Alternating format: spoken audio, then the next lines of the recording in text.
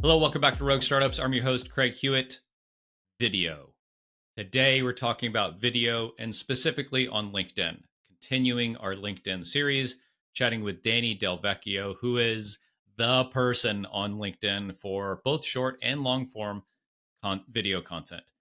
Danny drops just a ton of knowledge around like being really practical about how to get started, how to stick with it, and how to be successful with video content to drive leads and revenue for your business using LinkedIn and YouTube, and that combination of the two as like the ultimate social platform leverage to grow your business. It's probably one of my favorite conversations in a really long time, super practical and useful. I hope you enjoy. You know when you find that perfect partner for your business, the person you say, shit, where has this person been all of my life?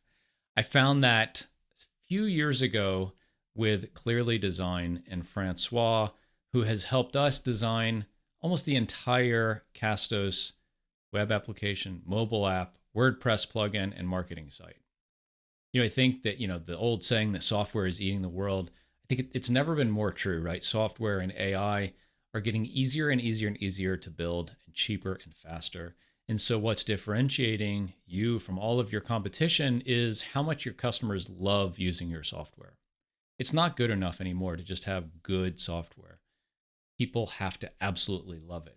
And to do that, unless you're a designer, which I'm not, you need someone who gets this stuff and is able to take the stuff that's in your brain as a founder and put it into Figma and put it into specifications for your dev team to implement.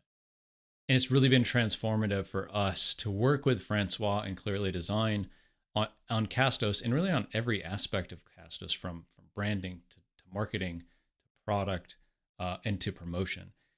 I can't recommend it enough. He's a really great human being, a really great service, and Francois is running a special just for Rogue Startup listeners right now. Go to clearly.design. You can get a discount off of his monthly design as a service subscription. Tell him that we sent you, and I hope that you enjoy. I know you won't be disappointed. Francois is absolutely amazing, and Clearly Design is our chosen partner for everything design, UX, and product at Castos. We were just talking about how you got into video, and you said it was from podcasting. I think podcasting is like the gateway drug for a lot of people to get into entrepreneurship and online business. Tell me kind of how that enabled you to be where you are today. Yeah, that's exactly what it was for me. I started a podcast in 2015. I was working in sales at the time. And the podcast actually, it was a hobby. And I never intended it for it to be like this big thing. And it ended up getting 500,000 plus downloads. We grew a community of like over 20,000 followers across multiple social media platforms.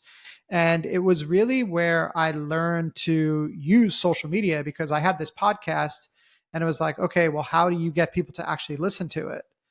And there was really, the choice of like, put money behind it, which I didn't have money to put behind it. It was a hobby, or you just grow it organically using social media. So basically I just started to like figure out social media on my own, and this podcast kind of blew up.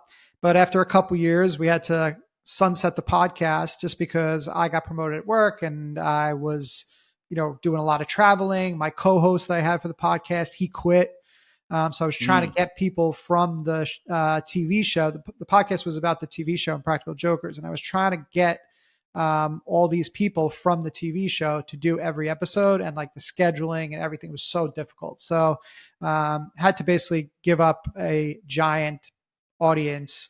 I didn't realize at the time what like the value that I had, because I wasn't making any money off of it. You know what I mean?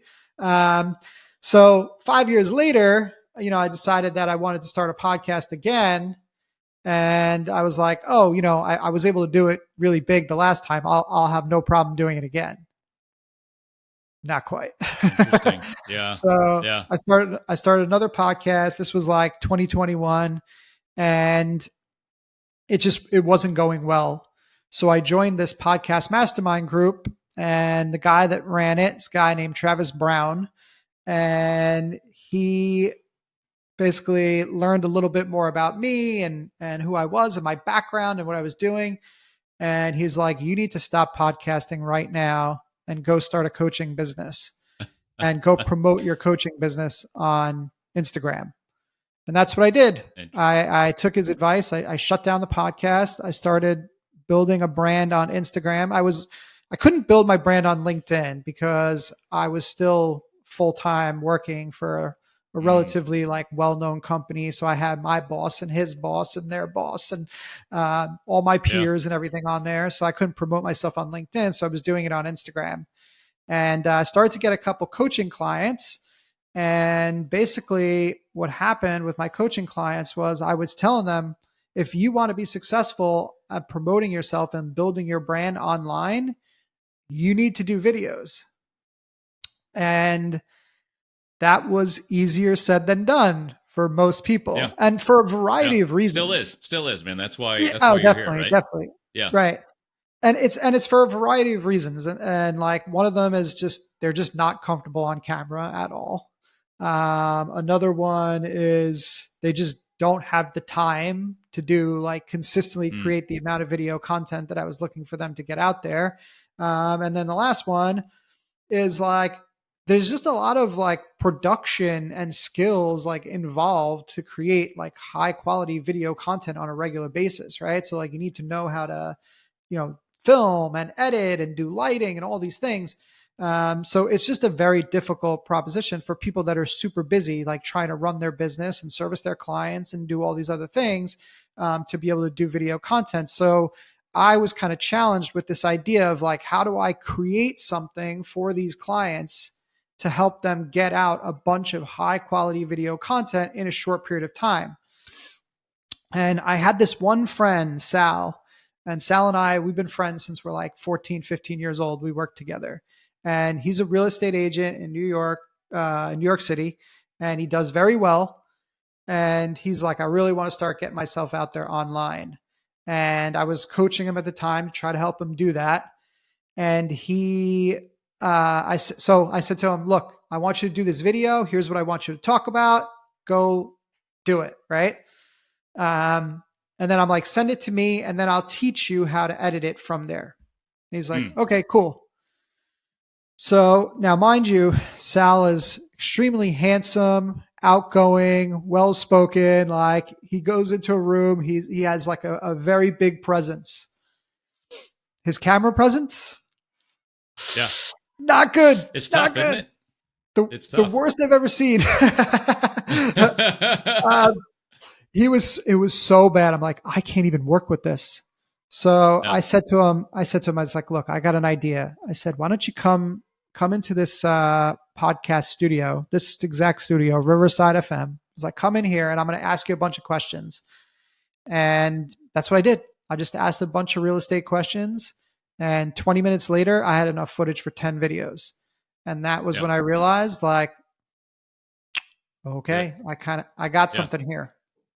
Yeah. Yeah. I love it. I love it. I want to take a kind of half step back to something you said, which was kind of something I touched on in a recent one of my recent solo episodes, which was kind of this concept of social media as an amplification tool for kind of the rest of your stuff, right? Like if I say I want to grow my business or my brand or my whatever, my real estate practice, there's like whatever handful of ways, right? Social media is one of them, and I think a lot of, especially more like technical founders or kind of pure play, I'm just a business person and this is like, I'm not the company. That's something that I hear a lot. Um, Right. Scoff at this idea of like building a personal brand to then kind of grow the company. But then you look at, pick a big name out there, the guys from Morning Brew or whoever who can just like basically do whatever they want because they got this big old huge brand. um I don't know, I guess it's more of a statement than a question, but like I think it's discounted a lot and people say, hey, that's just not for me, because maybe they're scared. I don't know, what do you think the psychology is behind people who are like, I'm not going to build a personal brand for kind of whatever reason, or that's not important to me. Yeah, I think it could be the fact that they are like a little bit scared, or they feel like they don't have the time to do it, or maybe they are just kind of stuck in their ways and they don't really believe in it. I think that's a lot of it. Mm, mm, People that have been doing business for a long time the traditional way, and going out and doing in-person networking or virtual networking even now, and like really relying on word of mouth. I hear a lot of that from prospects and clients and things like that, is like, hey, yeah. I'm most of my business is just word of mouth and referrals and networking, and those people are like kind of struggling right now because they're missing out on the opportunity to build their brands online, and they're starting, and like I can see people like have this realization Oh that, yeah. like, Yeah. hey, and like most people are like, feel like some people feel like it's too late, and Mm-hmm. it's never really too late. Like, I mean, I jumped on LinkedIn in the very end of 2022. I was almost 40 years old. I was 39, and like I was going to be 40 in like a couple months. And I started building my brand with, I don't know, I had 1,000 connections. Then I went into creator modes, I had 1,000 followers or whatever. And I don't know, it's been a year and a half, and I have almost 17,000 followers. And I get, I don't know, 5 to 10 inbound leads from LinkedIn like every week. Yeah. People just booking on my calendar. And so it's out there. Yeah. You Yeah. don't need to be like, people don't think that that's possible, but it is possible. And then the other thing is just people give up too early. They'll say, okay, I'm Mm, going to do this, and they'll create content and they'll be consistent with it for 2, 3, 6 months, and they won't see the return immediately on that, on their efforts, and then they just end up quitting. And it's that's the just like worst part. podcasting, And that's the right? worst. I mean, even for me, like I said, I started in November. I didn't really start getting business until July.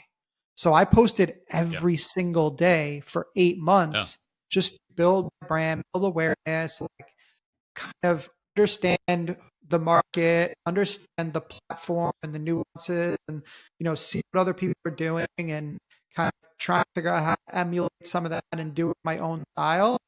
Um, but the big thing that most people are missing is patience.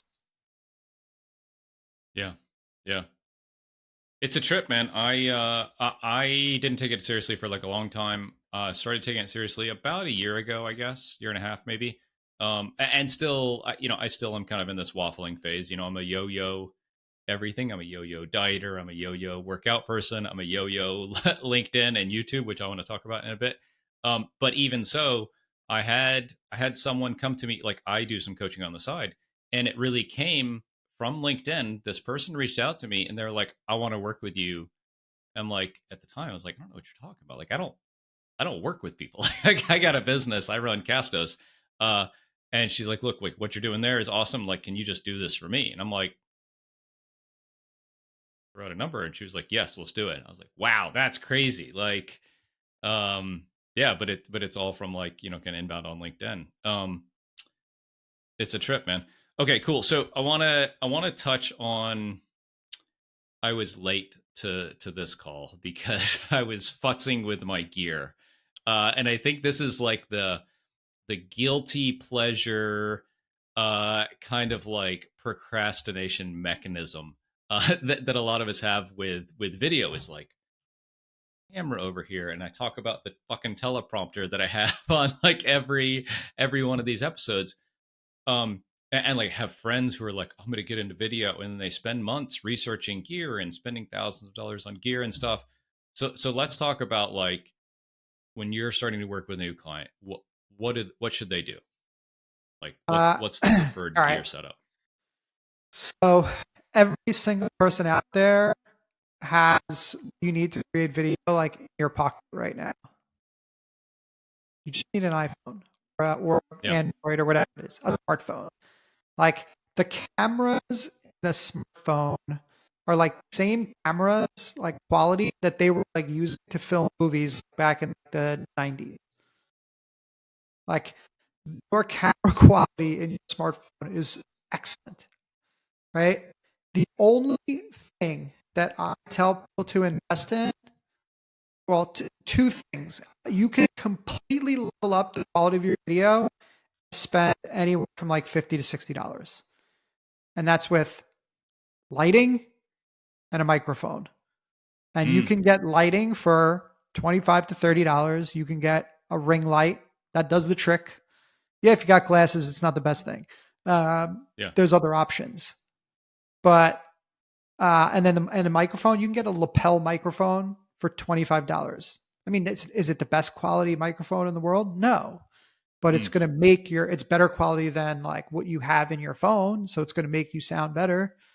Yeah. And you'll have crisp sound and good lighting and a smartphone. That's it. That's all you need.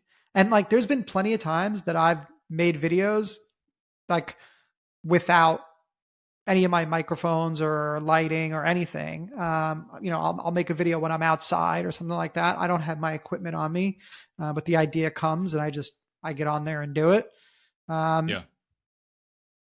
People use the equipment as an excuse to like delay them getting started. That's what it is. Yeah.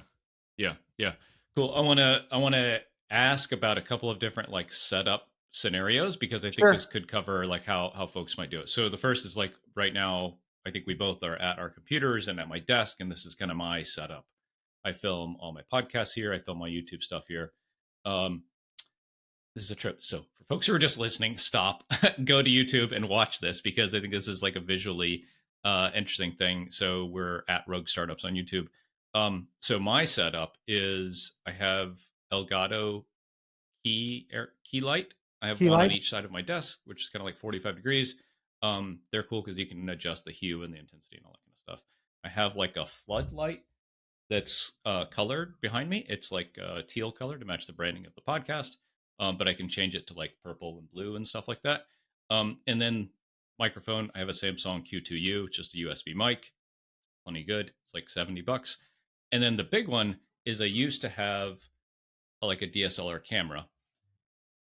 And it was such a pain in the ass all the time. Like fucking disconnecting, resetting, all this kind of stuff. I got a really good webcam. I forget, Insta something or other.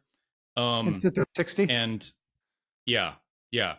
And now I have this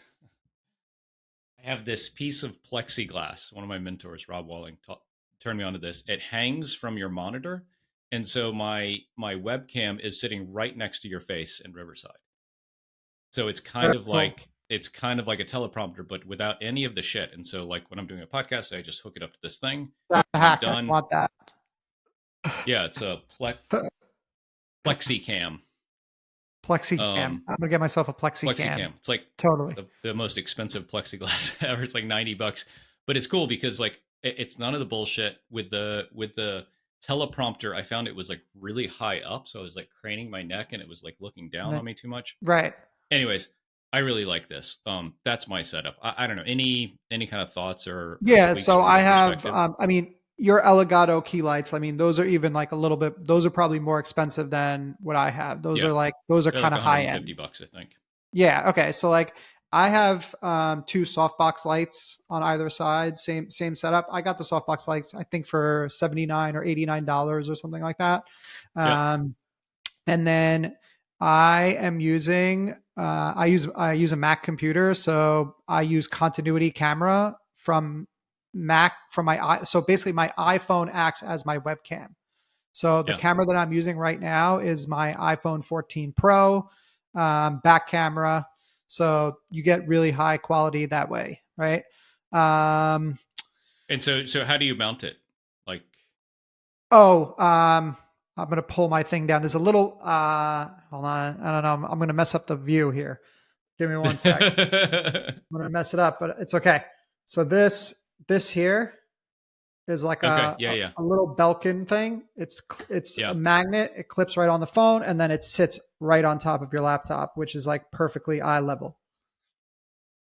Oh, gotcha. So your laptop is sitting on the desk and then this thing sits up. at the top of your laptop. And that sits, yep, that clips on, and it literally clips onto the top of basically rests on the top of the laptop. It's perfectly eye level, so I can look right into the lens.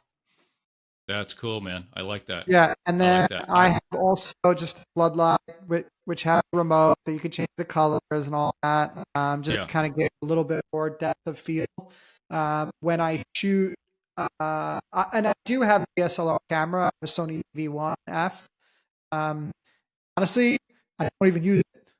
Like No. iPhone is like the quality on my iPhone is just as good, if not even like I'm sure the quality on the camera is better, but like I'm just not a photography and camera and like videography guy. Like I don't know how to Yeah. use it. Like I need Yeah. somebody to come here and like set it up and like teach me how to use it. I have a Shure mic. This is what I use when I do like podcasts or when I am doing Zooms or stuff like that. And I have a Vocaster too that the Shure mic plugs into. So basically, that's an interface to get your mic. For anybody that doesn't know, that's an interface to go from your microphone to your computer, right? Let's see, what else do I have on the equipment side? I just got these new DJI mics, the lapel microphones. Yeah. Awesome. Yeah, Yeah. I just got the And so DJI when you're not too. podcasting and you're doing just like talking head stuff for LinkedIn or YouTube, you just use a lapel mic with your I'm phone. using, yeah, using the lapel. Yeah. And are those wired or Bluetooth? Oh, those are they're there's a piece that goes that clips into the bottom of the iPhone, and they're Okay. so it's not you don't even need Bluetooth. There's a little piece that clips into the phone. It also will clip into your camera or your Android or whatever it is, Yeah. and then you just wear the lapel.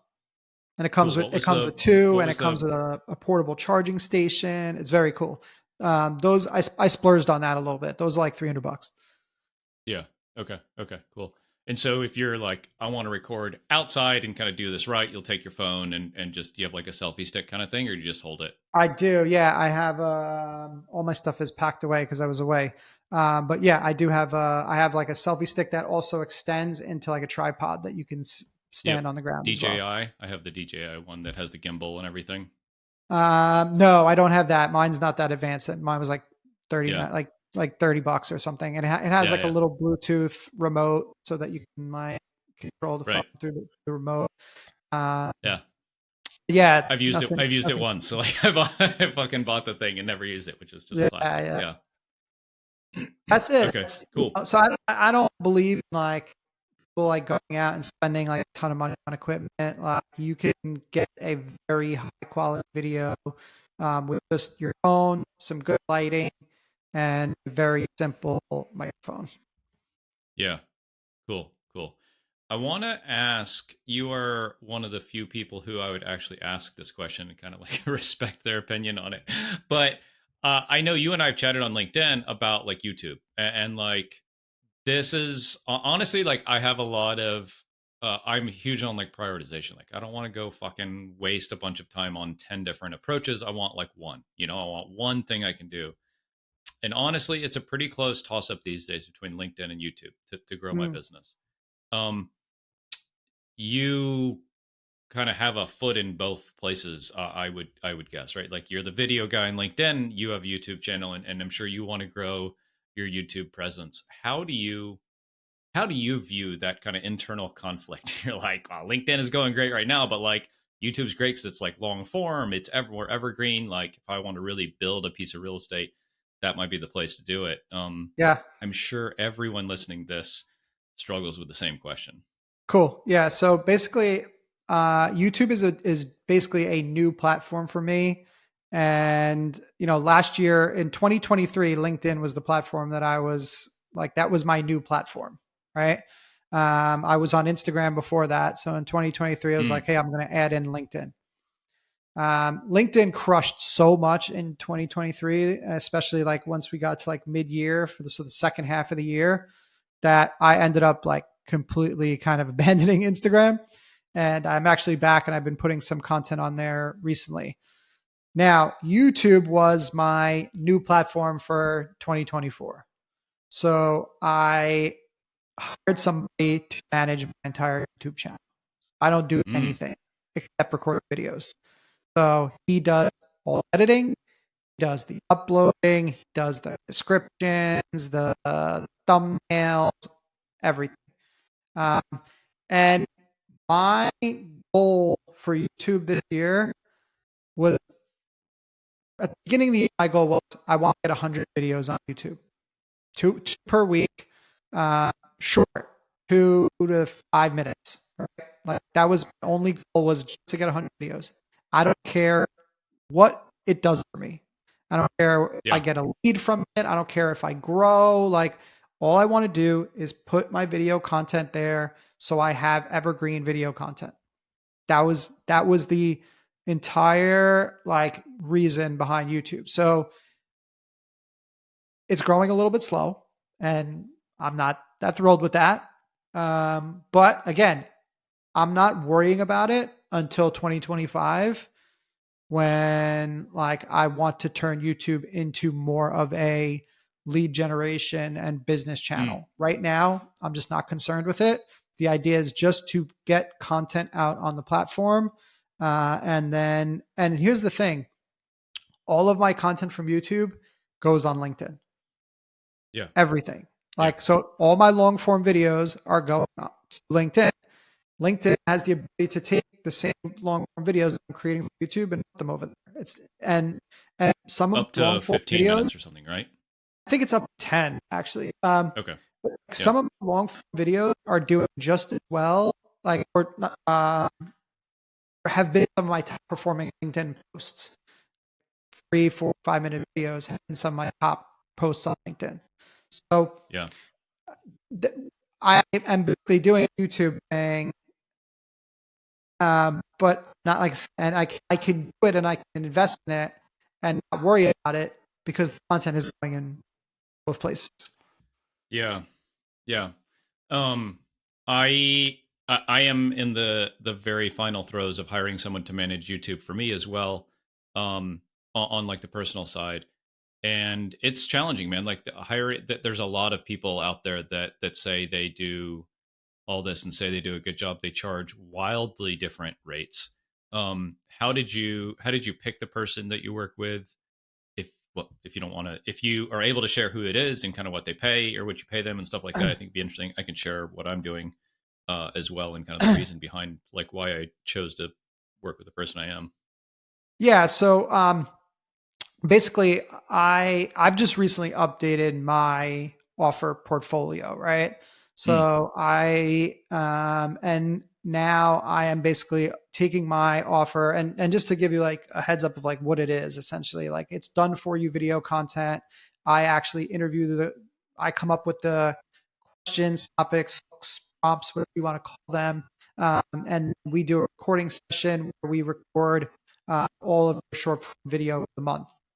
So now in my new offers, and in my new offer portfolio, I'm doing long form content. People doing that same thing, helping them record long form content.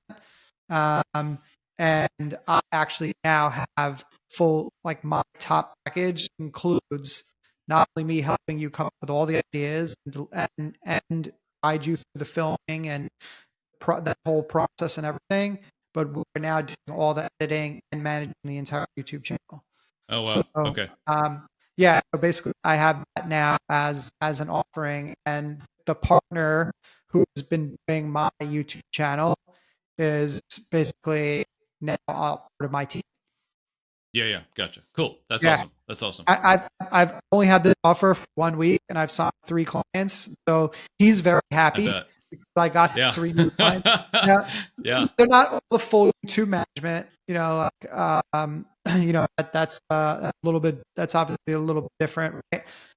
But basically, I wanted to, it was funny because the reason that this kind of came about was because my short form video I was doing on my own, and I had him just doing my YouTube stuff. So basically, I said to him, "Hey, I want you to start doing my short form video." And he started doing my short form video, and I was like, "I have a problem. My video looks a lot better than what the quality that we're giving for the clients. So clients are going to look Oh, at my wow. video and they're going to be like, but yours looks I like want to that. look like you. Why does Yeah. mine look like this? So basically I was like, hey, how many more clients can you handle? Yeah. um, Yeah. just to do short form and maybe get some long form in there and everything like that. And ultimately, he's like, we have the capacity to take on more clients. He's got himself and he's got 2 editors with him. So, basically I changed up the offer to be like a more premium. And now what's happening is every single client that we bring in gets a custom style. So Yeah. whereas Yeah. before everybody got, here's the different captions that you can choose from kind of thing. Now every single one of them gets a custom style based upon their branding and and that's in line with their brand. And we're doing more motion graphics, and we're doing just like a little bit more stylistic stuff with captions and things like that, without distracting from the message, because this is another thing that I see a lot of in both, I mean, especially like Instagram and also YouTube, is, people tend to go overboard with the graphics these days. Yeah. Um, Yeah. and I think that sometimes if you take the graphic too far, it detracts from the message. And basically what it does is it takes the attention off of the message and puts it onto the production. And what I love about the new team that I'm working with is that they are the perfect balance between like giving it those stylistic elements, but at the same time, like making sure that the message is still the top priority. Who do you see do this really well? Like, I think one of the things we hear all the time is like, go study the great creators, right? So like, we'll have your link, your LinkedIn and your YouTube in the description, right? But who else Sure. would folks who are like, okay, I get what Danny's saying, I want to go see this so I can replicate it or whatever. Yeah, Like, who do you look at? totally. 2 people that come to mind that I think do it really well, that are LinkedIn. So Alex Sheridan, probably if Hmm. you've seen me, you've probably seen Alex before. Yep. Chris James, if you know Okay. Chris James, he's somebody that I know from Instagram like years ago, and he started a little bit before me on Instagram, and I've watched him kind of skyrocket, and he's got this big business that he's running now, and he's doing all kinds Yeah. of big things, and he's doing a great job on YouTube. And again, so is Alex. Both of them are very good on Cool. both LinkedIn and YouTube. Those are the guys. Yeah. Yeah. Oh, Yeah. and Laura Acosta does a very good job on She's great. Yeah. YouTube and LinkedIn as well, balancing those 2 channels. Mm-hmm. Mm-hmm. Yeah, I mean, I'll just kind of share how I think about it because I think that like this combination is really powerful, right? Like LinkedIn as an amplification mechanism for the YouTube content is kind of how I think about it. Like YouTube really is where I want people to go because like you just give them the little taste on LinkedIn often, right? But then that's like, hey, what do I do from here? Like I want them to go to the YouTube to watch the whole 5 or 10 minute video. I'm not, even if I put the whole 10-minute video on LinkedIn, nobody's going to watch it probably. Um, You'd be yeah, so that's surprised. kind of how I think. Yeah, I probably would be. I've not done it. I'm like oftentimes I'm a terrible podcaster. Like what I should do is take this episode and cut it up into like 6 or 7 different 5 minute chunks. But like I'm just not going to because I'm lazy. But That's why you hire somebody to do it, by the way. yeah, and I fucking run a whole production company. Like I just asked the team to do it, but I just yeah. Anyways, I'll tell you what I'm doing for my YouTube, which is very similar to your offer. Like we have our Castos production service where we do like end to end audio and video podcast production for about 50 clients right now. So they're kind of managing the editing, but I wanted somebody to like I just want to get an email like, okay, Craig, here's your homework assignment for the week. Here's the topic. Here's the hook. Here's the intro. Here's the bullet points for what you're going to talk about, and here's the CTA or the conclusion. I found somebody that is going to help me with doing that. but kind of like you're talking about, we're only going to record once a month.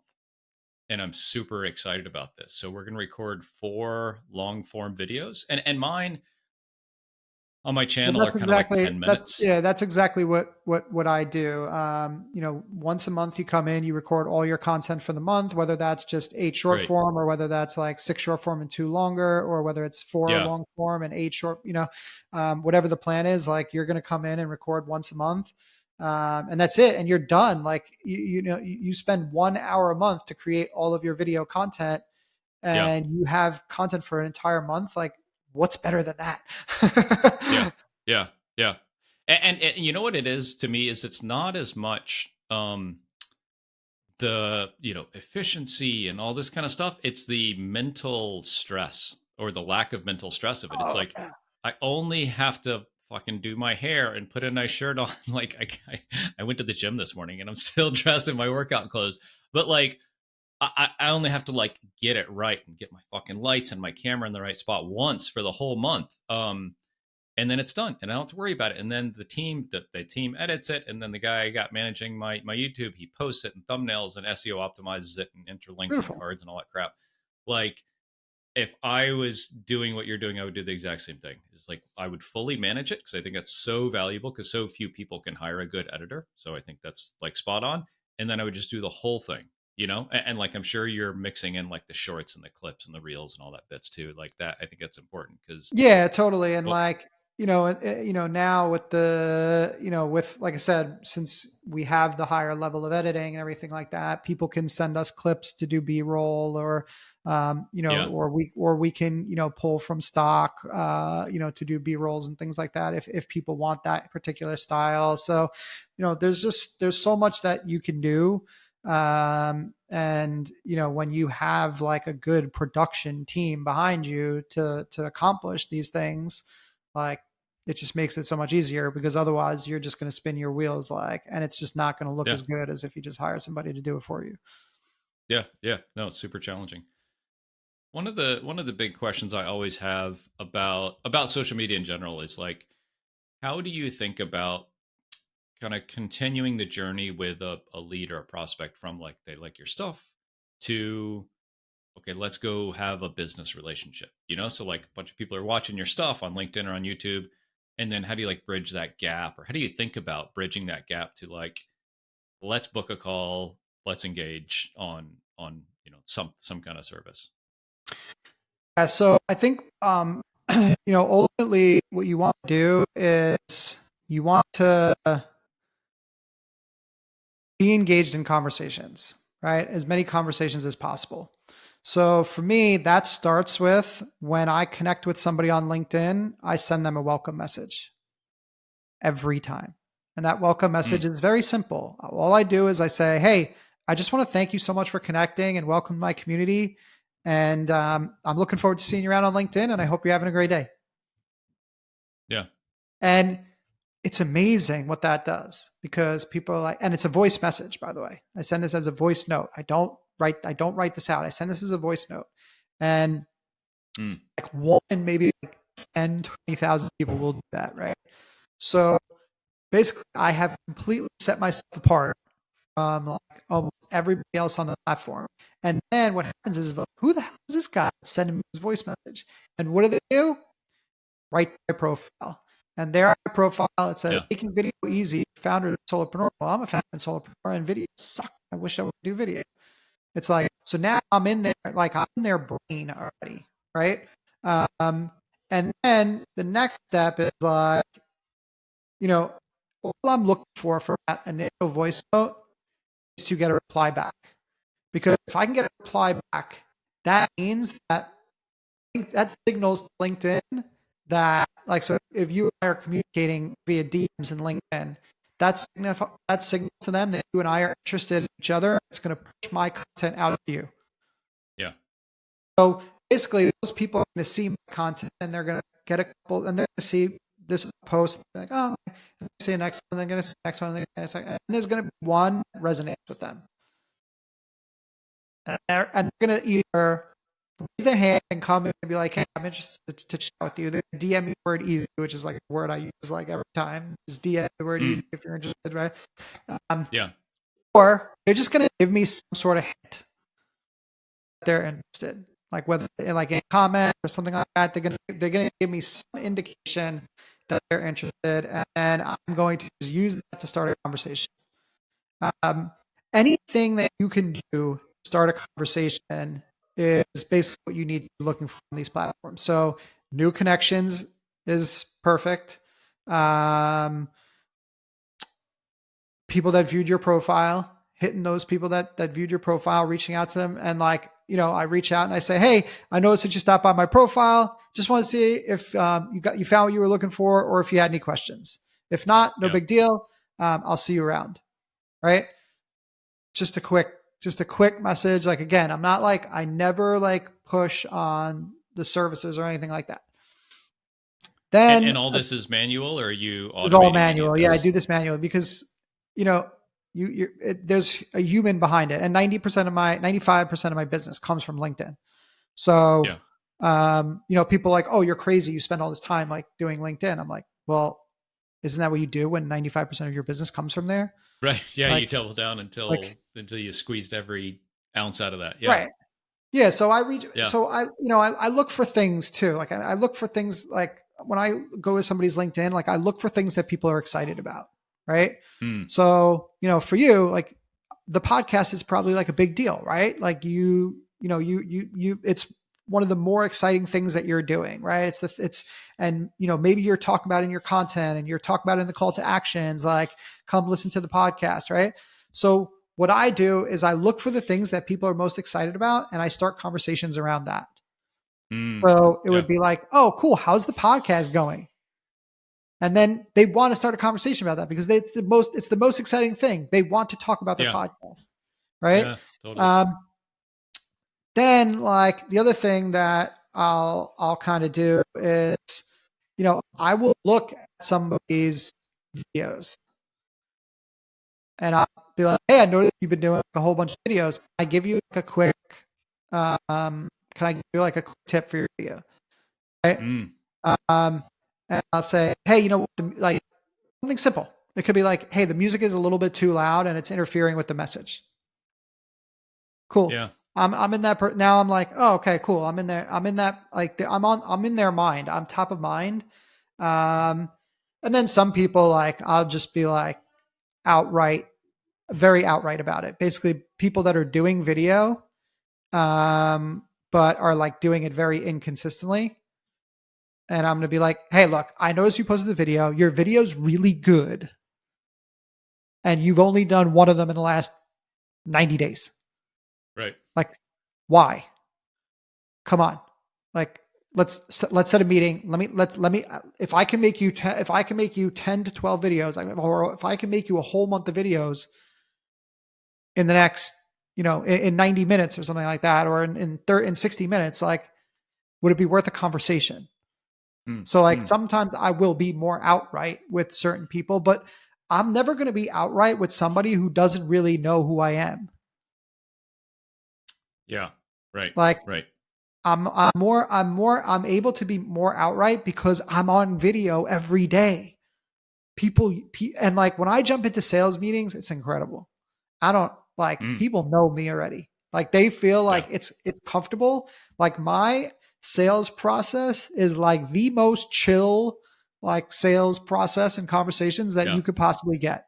It's awesome because people are used to seeing me. Like they see me all the time. They see me on video, and it's like they feel like they know me. So, um, just to play devil's advocate, because I get this a little bit, is okay, cool. So you're selling video services to people on LinkedIn, and you're like the Right. video guy. So like, there's so much alignment there. But if I'm Sure. selling, um, architectural review software to municipalities, how do I think about a LinkedIn video strategy differently than you would, who's kind of Yeah, creating content that's selling to the people who want to buy the content? yeah, you do the exact same thing. You basically what you Okay. do is you create three styles of videos. Okay. Everybody should be creating 3 styles of videos or just 3 styles of content in general. They should be creating educational content that positions themselves as an expert, right? So if you're an architect and you're selling to whoever it is, right? You should be creating content that speaks to like things that educational things that those people are interested in learning about, right? Oh, that's a really good, interesting piece of information. I wasn't aware of that. Or, hey, you know Mm, what? That's a helpful thing that I can go and I can immediately apply or whatever it is to what I'm doing, right? So if you can create that educational content, that person then starts to see you as an expert. And then what they then start to do is they start to associate you to whatever your niche is. So if it's an architect, when they think architect, you're the person that they start to think of, right? Then the other next yep. thing that you want to do is you want to create content that builds your know, like, trust factor. Everybody, like that's a kind of a cliche term, right? Know, like, trust, but it's very legit. Yeah. People want to buy from people that they know, like, and trust. It's just the way it is. So you need to create this kind of middle of the funnel content, which helps take the people that are existing in your community that are currently seeing your content and build a deeper connection to them. So by telling your stories, by sharing pictures of, behind the scenes, or um, On creating vacation videos with the where you're sharing family. your opinions on what's happening in the industry, right? Because when you Yeah. share your opinion, like, you get two reactions. You get the people that don't like you, and they either, they'll hoot and holler and write negative comments, which is great because what that does is bring more attention to you, right? Yeah. Um, Yeah. and the other people are the people that actually agree with your thought process, right?